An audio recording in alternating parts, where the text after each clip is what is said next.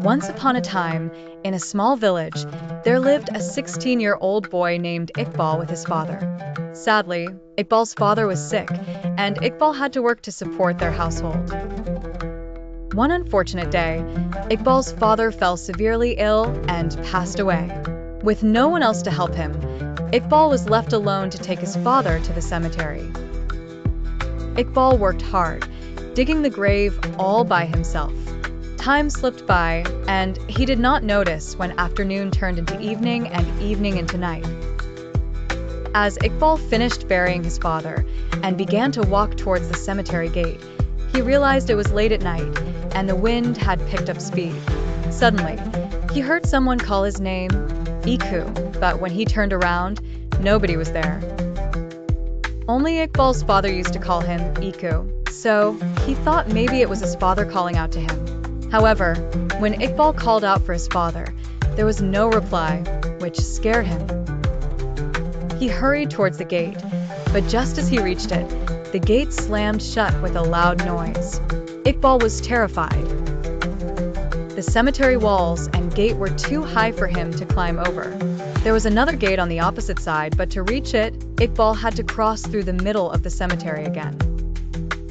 Summoning all his courage, Iqbal decided to make his way to the other gate. As he walked through the deserted cemetery, he saw a man standing in the distance. He approached the man and asked, "Who are you?" The man did not respond. Just as Iqbal was about to ask again, the man's head suddenly twisted around to reveal glowing red eyes glaring angrily at him. Scared, Iqbal screamed and ran until he reached a tree where he decided to spend the rest of the night. Soon, a thick fog enveloped him. Through the fog, he saw a lady running, followed by a child, and another lady trailing behind. But the woman stopped abruptly and started walking towards Iqbal. As the fog cleared, Iqbal could clearly see her face, and it sent shivers down his spine. It seemed as though she had been buried in the cemetery for years. The woman continued moving towards him, and Iqbal stepped back slowly, only to trip and fall into an open grave. The grave was so deep he couldn't climb out. Felt like he was being pulled further into the earth. When he turned, he saw the eerie woman was pulling him. Half of his body had already disappeared into the ground, when suddenly, he felt someone pulling him out.